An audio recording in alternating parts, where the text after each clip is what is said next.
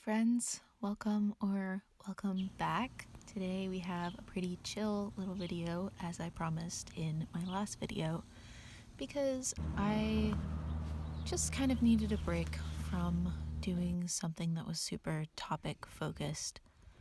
I thought about making this video about body positivity and all of that because that's sort of what inspired the piece that you're going to see, but I figure I'll make that a different video. So for this one, we're just gonna paint outside. Yeah, I was just feeling like painting outside because it was just such a sunny, lovely day. And I live in a place where it's pretty cold and rainy and dark all winter long.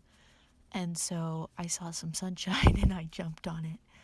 So apologies for the harsh shadows. I tried not to speed the video up too much because I know that could get really annoying and kind of stroby almost. So what you're seeing is only, I think, like 2 times speed.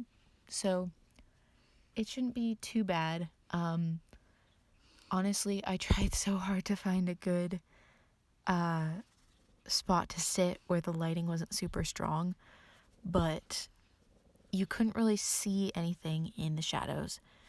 And then in the sunshine, I couldn't really see anything on my screen, so I didn't realize how harsh the lighting actually was on camera until I got to editing it. But because this was supposed to be a chill week, I was not going to record a whole different video. Yeah, this is what you're getting. So I hope that you get some peace out of this video. I hope that you get a little moment of some chill. I know I need it.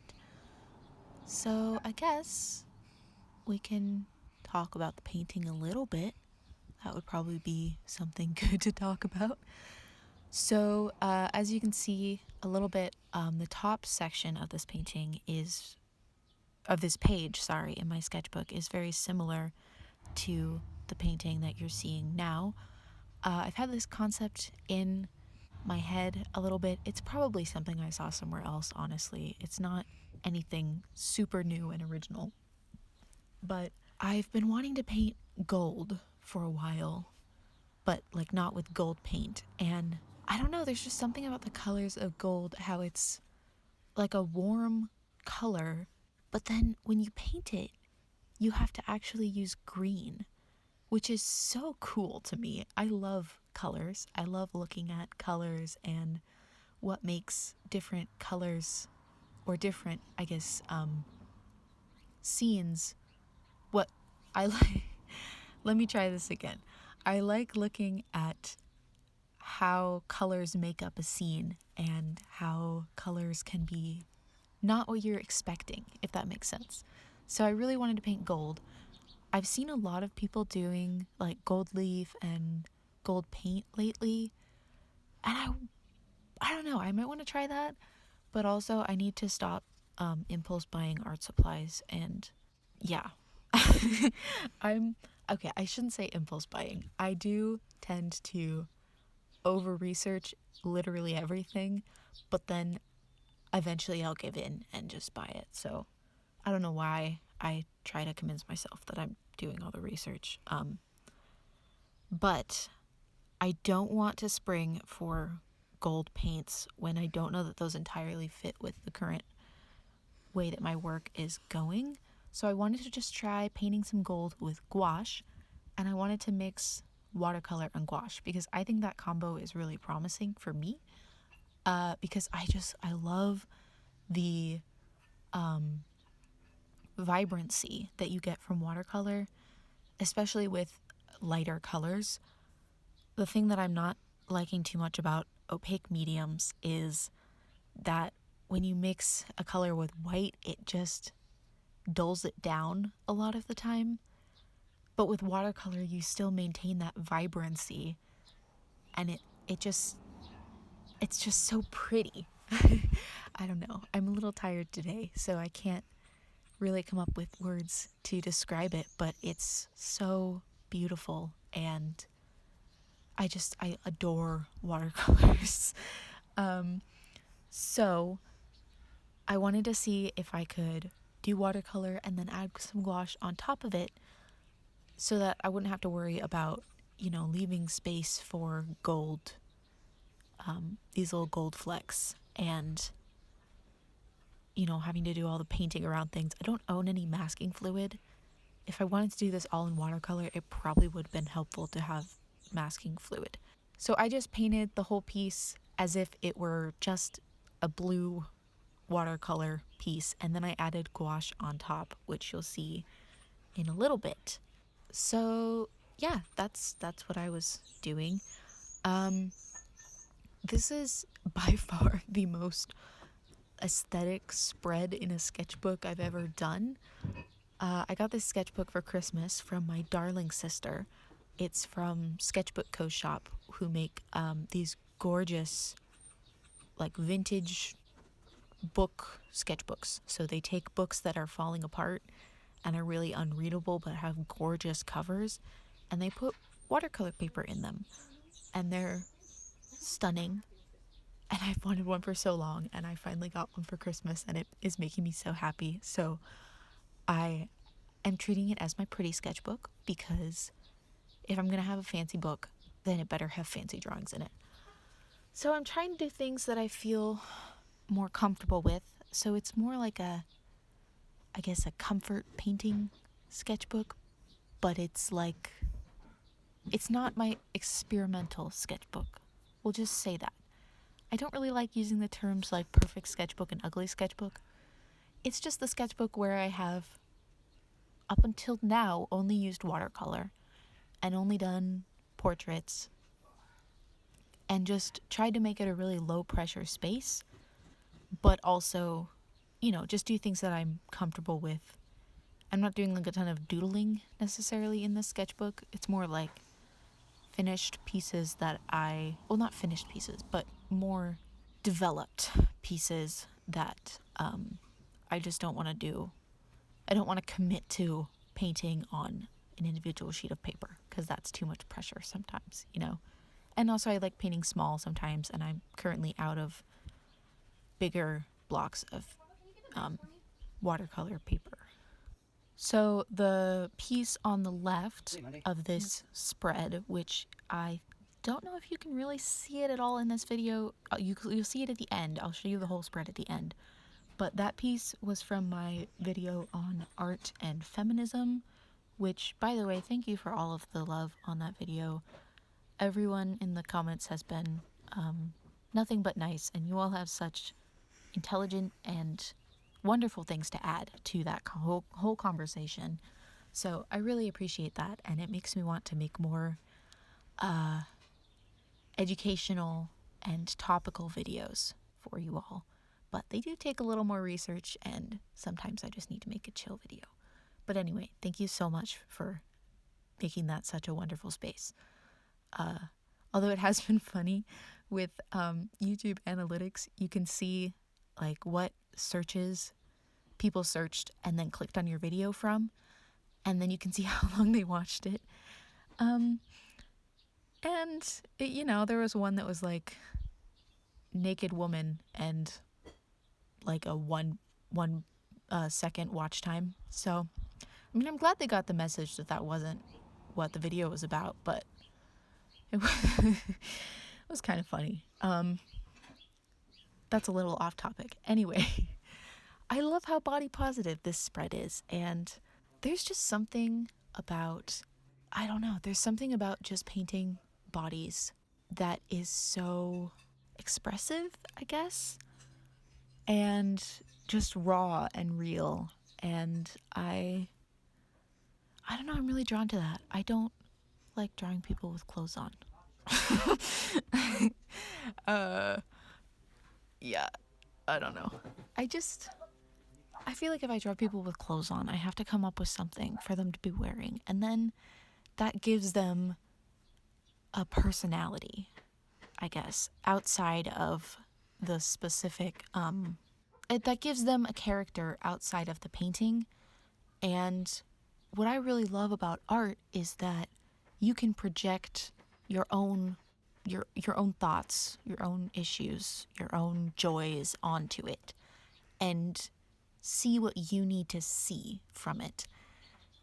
And so I feel like I need to create characters that are more ambiguous in order for that to be the case, which is why a lot of times I just draw portraits, because then I don't have to worry about restricting them to a certain character. Does that make sense to anybody? I don't know. Like, I'm not saying that character art is bad or anything. I'm just saying the art that I like to create, not necessarily the only art that I look at, but the art that I like to create is more emotionally centric art that you can project on.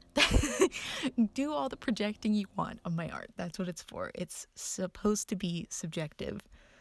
I painted a piece in school, and I was taking it home because I finished it, and my history teacher just kind of looked at it and he said, that's interesting.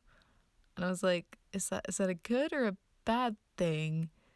And he just said, it's interesting. I'll have to think about it a little bit more.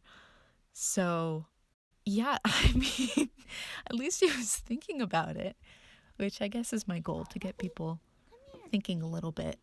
Hello. It's time for a little cat break. While I was outside, my lovely little friend Lovey showed up. She's the neighborhood cat, and she gave me lots of little snuggles. Oh, sweetie. You're such a sweetie.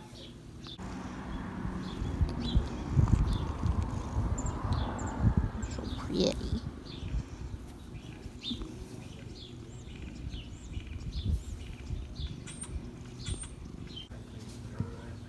Someone's going to say, well, we're about to throw this. Look at that sweet tum-tum.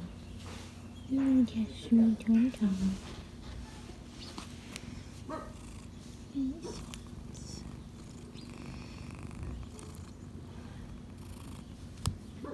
Anyway, I just thought that would brighten up your day a little bit. Now, back to the painting.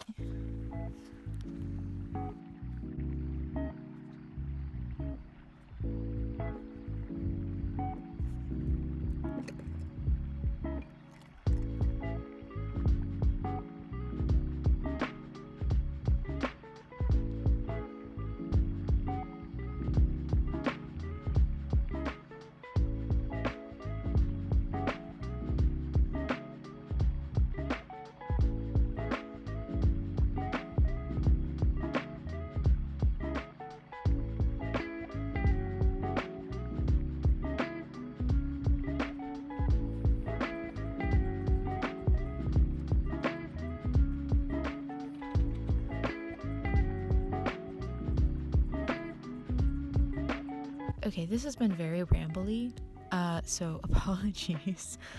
I guess back to what I'm actually painting. I wanted to experiment with just celebrating cellulite, and my kitty's here. Hello, baby. Okay, tiny little cat break. I wanted to celebrate cellulite and, body fat and all that fun stuff, because I don't know, it was kind of sad, honestly, finding reference pictures for this, because every single one that I found was like, how to get rid of cellulite, and I'm like, what? No, that's just bodies. That's just, let our bodies be bodies. It's so damaging to see things branded as flaws and something to be fixed when you really can't. And just like from such a young age, we just get bombarded with these messages about hating our bodies. And it's terrible that we have 6-year-olds with eating disorders. And oh gosh, okay, I wasn't gonna get into the body positivity stuff, but yeah, it's so sad. It's so sad. So I wanted to create some more happy art, and I wanted to take an image that somebody took and said, yeah, this is bad. Let me slap on my magic remedy advertising onto this. And I'm like, no, screw you. I'm going to put gold on it because that's the way we roll here. This was inspired by, oh, I'm going to pronounce this wrong, kintsugi? That's wrong, but it's the Japanese art of mending broken pottery with gold.